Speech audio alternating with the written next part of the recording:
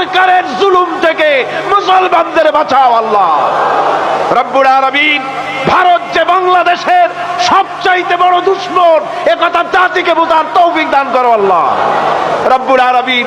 তুমি মেহেরবানি করে বাংলাদেশকে হেফাজত করো, বাংলার মুসলমানদেরকে হেফাজত করো।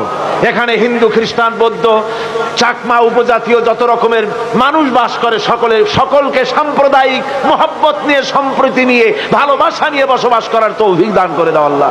আয় আল্লাহ পাক, সিরাতের মাহফিল অনেকেই দোয়া চেয়েছে, কারো মায়ের জন্য, বাপের জন্য, রোগের জন্য দোয়া চেয়েছে। আল্লাহ যে যে ব্যাপারে দোয়া চেয়েছে তুমি প্রত্যেকের দোয়া কবুল করো আল্লাহ, প্রত্যেকের নেক নিয়ত কবুল করো আল্লাহ।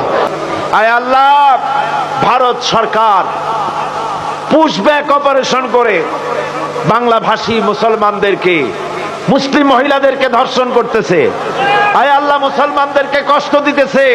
খাবার নাই, পরার নাই, পানি নাই, একটা রুটি খেয়ে 24 ঘন্টা কাটাতেছে আমাদের মুসলমানেরা।